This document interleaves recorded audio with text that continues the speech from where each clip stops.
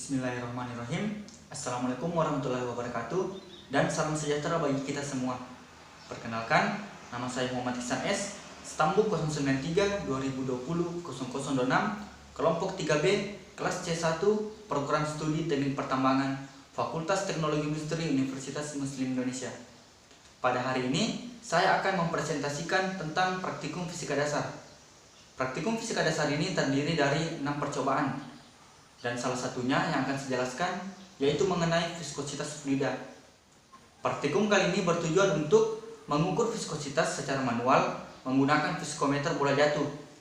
Adapun tujuan instruksi umum dan tujuan instruksi khususnya.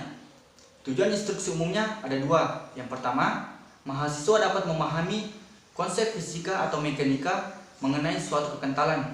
Dan yang kedua, mahasiswa dapat mengetahui bahwa gesekan yang terjadi atau yang dialami oleh suatu benda di dalam fluida disebabkan oleh kekentalan fluida itu sendiri. Sedangkan untuk tujuan instruksi umumnya, yang pertama, mahasiswa dapat menggunakan konsep prinsip keseimbangan gaya Stokes, gaya apung, dan gaya berat pada suatu benda di dalam fluida. Dan yang kedua, mahasiswa dapat mengamati pengaruh gesekan yang dialami oleh suatu benda yang bergerak di dalam suatu fluida. Dan yang ketiga, mahasiswa dapat menerapkan faktor koreksi terhadap bola jatuh. Dan yang keempat, mahasiswa dapat menentukan viskositas fluida.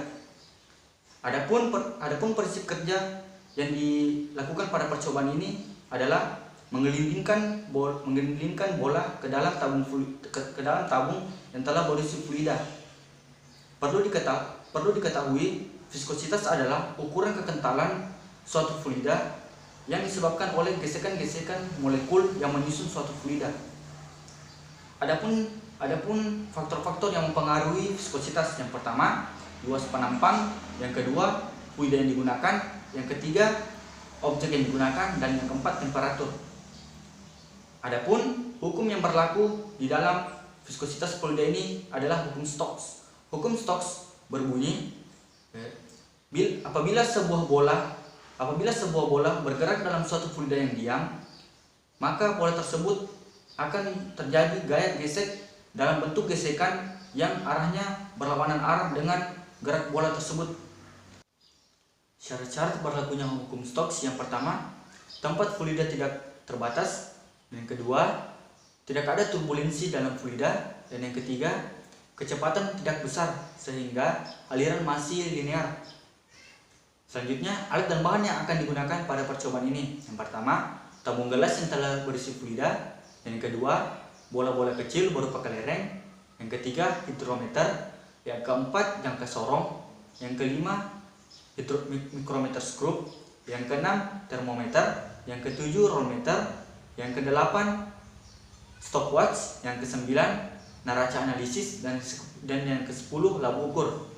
Adapun prosedur kerjanya yaitu, pertama, timbang dan ukurlah tiap-tiap bola menggunakan mikrometer skrup. Selanjutnya, ukurlah diameter dalam tabung menggunakan jangka sorong. Selanjutnya, tentukan jarak L menggunakan rolmeter. Masing-masing jaraknya 10 cm. Selanjutnya, catat suhu sebelum dan sesudah melakukan pengamatan. Langkah selanjutnya, ukurlah massa jenis fluida sebelum dan sesudah percobaan dengan menggunakan hidrometer. Jika tidak, timbang fluida dengan volume tertentu dengan menggunakan gelas ukur dan neraca digital. Kemudian, menjatuhkan bola ke dalam fluida dan amati waktu yang dibutuhkan untuk sampai ke batas jarak yang telah ditentukan sebelumnya.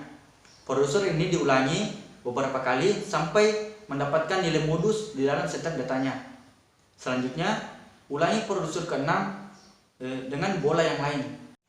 Setelah kita melakukan prosedur kerja, maka data yang dihasilkan seperti pada dalam tabel berikut. Selanjutnya, kita melangkah ke proses perhitungan atau pengolahan data. Pada proses pengolahan data, langkah pertama yang kita lakukan adalah menghitung hubungan T terhadap L.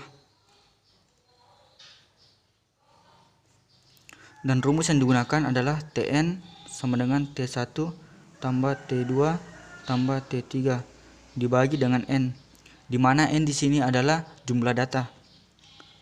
Selanjutnya kita menghitung nilai untuk bola 1. Kita masukkan rumusnya, yaitu T1 sama dengan 0,15 ditambah 0,16 ditambah 0,17 dibagi dengan 3, dan hasil yang kita dapatkan adalah 0,16. Selanjutnya untuk T2 dan T3 cara kerjanya sama dengan T1. Begitupun juga dengan untuk bola 2. Selanjutnya langkah kedua, kita menghitung nilai hubungan TR terhadap L.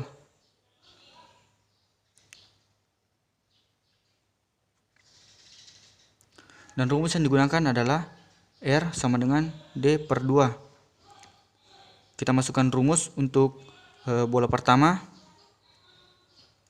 yaitu R1 sama dengan D1 per D2 sama dengan 0,0235 dibagi dengan 2, hasilnya adalah 0,01175.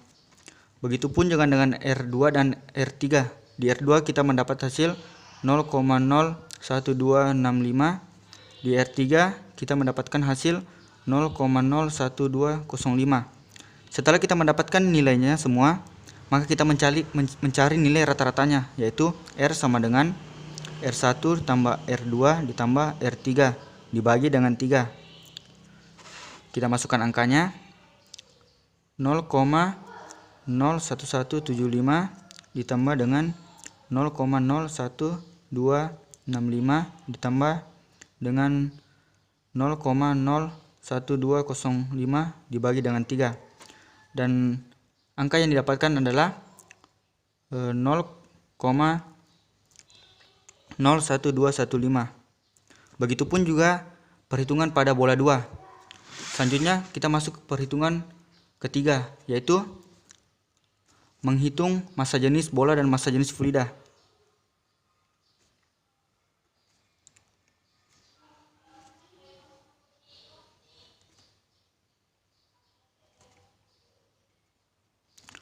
Pertama-tama kita menghitung massa jenis bola.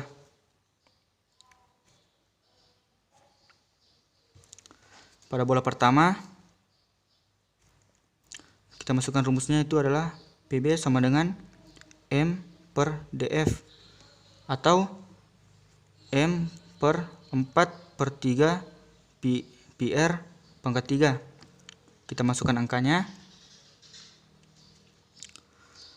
0,002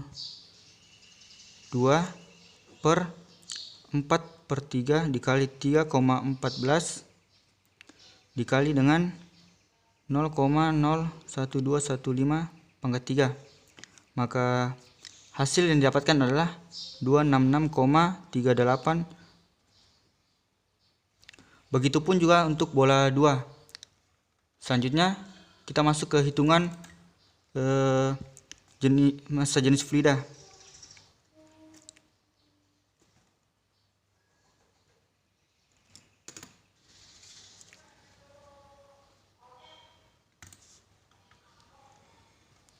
Rumus yang digunakan adalah PF sama dengan M per F, di mana M di sini adalah massa gelas isi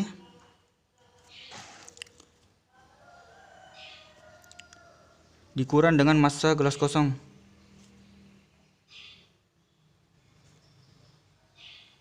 dibagi dengan volume fluida.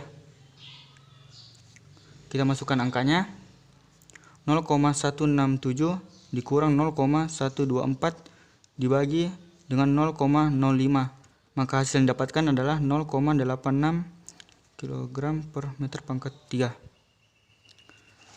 Selanjutnya untuk bola 2 sama cara kerjanya pada bola pertama.